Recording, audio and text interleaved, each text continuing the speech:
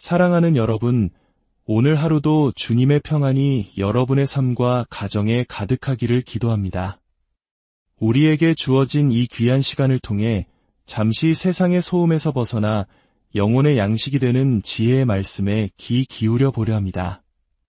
오늘 나눌 이 이야기가 여러분의 마음에 깊은 울림과 위로를 주고 더 나아가 여러분의 소중한 이들에게도 흘러가는 축복의 통로가 되기를 소망합니다.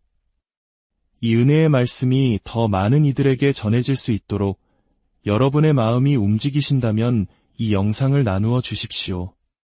그것만으로도 우리는 함께 선한 것을 퍼뜨리는 귀한 사역에 동참하게 되는 것입니다. 오늘 우리는 성경 속 한 인물의 삶을 통해 우리 자신의 인생을 비추어 보는 깊은 성찰의 시간으로 들어가려 합니다. 혹시 신문을 읽거나 뉴스를 보실 때 부고 기사를 눈여겨보신 적이 있으신가요? 혹은 조용한 오후, 공동묘지를 거닐며 묘비에 새겨진 이름과 날짜들을 바라본 경험은 어떠신지요? 조금은 낯설고 어쩌면 서글픈 일일 수도 있겠습니다. 하지만 한 사람의 인생을 요약한 짧은 글, 그 묘비명만큼 우리에게 삶의 유한함과 인생의 본질을 강렬하게 깨우쳐주는 것도 드물 것입니다. 만약 수십 년간 화려하고 성공적인 삶을 살았던 한 사람의 마지막 기록이 그의 인생 전체를 실패로 낙인 찍는 한 문장으로 끝난다면 얼마나 비극적일까요?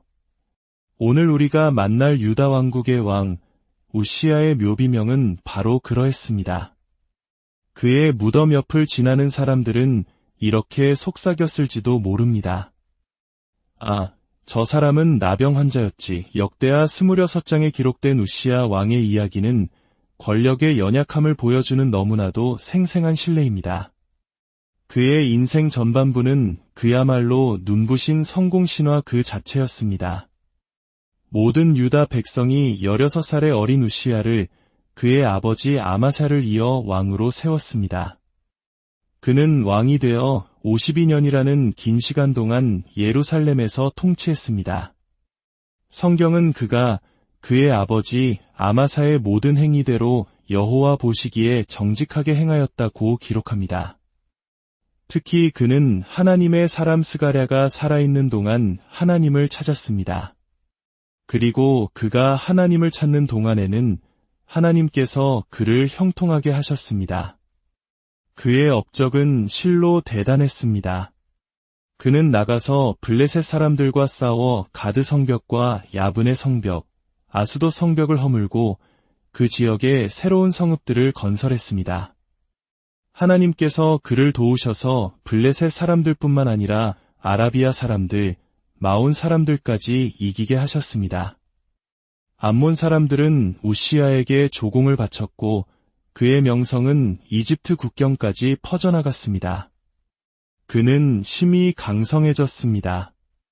그는 예루살렘에 견고한 망대를 세워 국방을 튼튼히 했고 광야에도 망대를 세우고 많은 무릉덩이를 파서 수많은 가축을 길렀습니다. 그는 흙을 사랑하는 왕이었기에 농부들과 포도원 관리인들을 두어 농업을 장려했습니다. 군사적으로도 그는 막강한 군대를 조직했습니다.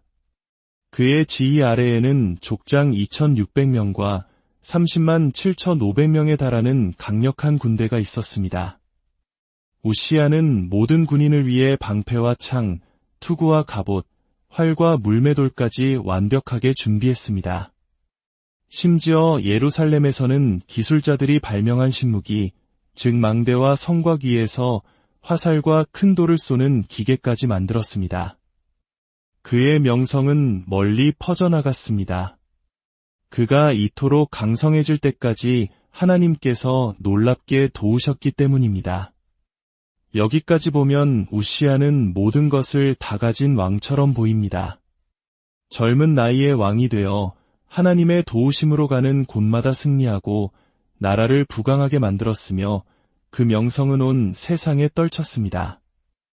마치 한국 역사 속에서 젊은 나이에 위대한 업적을 이룬 세종대왕이나 광개토대왕의 초기 모습을 보는 듯합니다. 그는 그 시대의 엄친아이자 모든 이가 부러워하는 완벽한 리더였습니다. 그렇다면 무엇이 그의 성공 비결이었을까요? 성경은 명확하게 몇 가지 요인을 제시합니다. 첫째, 그는 하나님 보시기에 옳은 길을 따르려 했습니다. 둘째, 그는 하나님을 찾았습니다. 이것은 감정적인 충동이 아니라 의지적인 결단이었습니다. 셋째, 그에게는 스가랴라는 훌륭한 영적 멘토가 있었습니다. 스가랴는 그에게 하나님을 경외하는 법을 가르쳤고 우시야는 겸손하게 그 가르침을 받았습니다. 넷째, 이 모든 것의 결과로 하나님께서 그에게 성공, 즉 형통함을 주셨습니다. 이것은 우리 모두에게도 적용되는 원리입니다. 우리가 하나님의 말씀을 기준으로 삼고 의지적으로 주님을 찾으며 우리를 바른 길로 이끌어주는 믿음의 공동체와 멘토의 조언에 귀 기울일 때 하나님께서는 우리의 길을 형통하게 인도하십니다. 하지만 이야기의 분위기가 급격하게 바뀌는 지점이 등장합니다. 바로 16절입니다. 그가 강성하여짐에 그의 마음이 교만하여 악을 행하여 그의 하나님 여호와께 범죄하되 강성해졌을 때 바로 그 성공의 정점에서 그의 마음속에 교만이라는 독초가 자라나기 시작했습니다. 성공은 그에게 축복이었지만 동시에 그를 넘어뜨리는 가장 큰 시험이 되었습니다. 그는 자신의 성공과 명성이 하나님의 은혜로운 선물이라는 사실을 잊어버렸습니다. 마치 자신이 이 모든 것을 이루었다는 착각에 빠진 것입니다. 이 교만은 구체적인 행동으로 나타났습니다. 그는 여호와의 성전에 들어가 분향단에 직접 향을 피우려 했습니다. 이것은 당시 율법으로 왕에게는 결코 허락되지 않은 오직 아론의 자손인 제사장들만이 할 수 있는 신성한 영역이었습니다.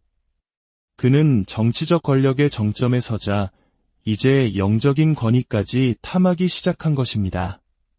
스스로를 하나님이 정하신 질서 위에 두려한 무서운 교만의 발로였습니다. 그때 제사장 아사랴가 용맹한 제사장 80명을 데리고 그의 뒤를 따라 들어갔습니다. 그들은 왕 앞에 서서 담대하게 외쳤습니다. 우시야여, 여호와께 분향하는 일은 왕이 할 바가 아니요 오직 분향하기 위하여 구별함을 받은 아론의 자손 제사장들이 할 바이니 성소에서 나가소서. 왕이 범죄하였으니 하나님 여호와에게서 영광을 얻지 못하리이다. 이것은 우시야에게 주어진 마지막 기회였습니다. 자신의 잘못을 깨닫고 회개할 수 있는 순간이었습니다. 81명의 제사장이 그의 앞에 서서 진실을 외쳤을 때 그는 겸손히 그들의 말을 듣고 돌이킬 수도 있었습니다. 하지만 그의 반응은 무엇이었습니까? 그는 분노했습니다. 손에 향로를 들고 제사장들에게 화를 내는 바로 그 순간 하나님의 심판이 임했습니다. 제사장들이 보는 앞에서 그의 이마에 나병이 생겨났습니다. 가장 거룩한 장소에서 가장 교만한 마음을 품었을 때 가장 뚜렷한 증거로 그의 죄가 드러난 것입니다. 교만의 정점에서 그는 순식간에 가장 비참한 존재로 추락했습니다. 제사장들은 깜짝 놀라 그를 성전 밖으로 몰아냈고 우시야 자신도 하나님께서 치셨음을 깨닫고 서둘러 나갔습니다. 우시야 왕은 죽는 날까지 나병 환자로 살았습니다. 그는 나병 환자가 되었으므로 여호와의 성전에 들어가지 못했고 별궁에 홀로 격리되어 살았습니다. 그가 누렸던 모든 영광과 권세는 아들 요담에게 넘어갔습니다. 그리고 그의 인생은 그는 나병 환자라는 비극적인 한 문장으로 역사에 기록되었습니다.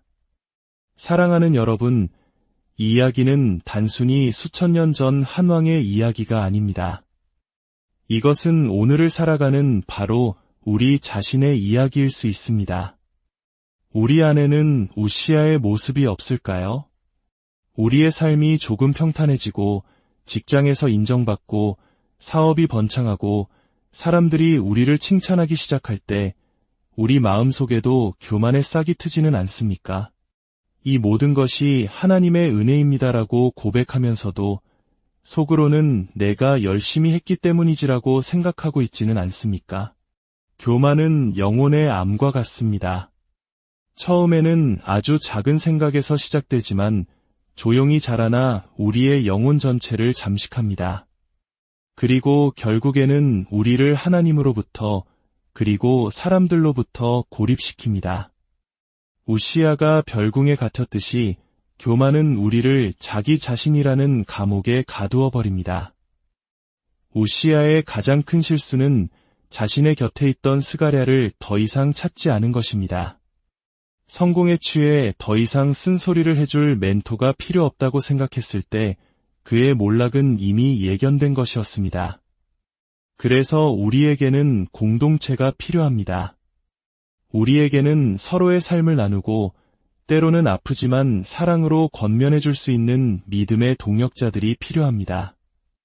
나의 연약함을 솔직하게 내어놓고 함께 기도하며 교만해지려 할 때 서로를 붙잡아주는 아내와 남편, 부모와 자녀, 그리고 교회 식구들이 바로 하나님께서 우리에게 주신 스가랴입니다. 오늘 우시야의 삶을 거울 삼아 우리 자신을 돌아봅시다.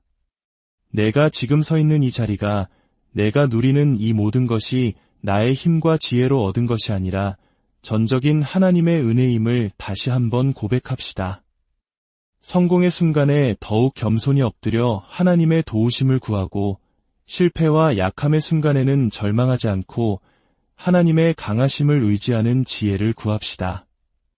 주님, 저희가 우시야의 길을 걷지 않게 하소서. 강성해질 때 교만해지지 않게 하시고 연약할 때 낙심하지 않게 하소서. 언제나 주님의 은혜를 기억하며 감사하게 하시고 우리 곁에 허락하신 소중한 이들의 조언에 귀 기울이는 겸손한 마음을 주옵소서.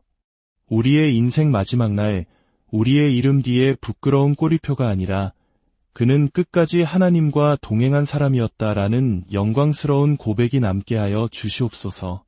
사랑하는 여러분 모두의 삶 위에 겸손한 자에게 베푸시는 하나님의 놀라운 은혜와 평강이 넘치시기를 우리 주 예수 그리스도의 이름으로 간절히 축원합니다.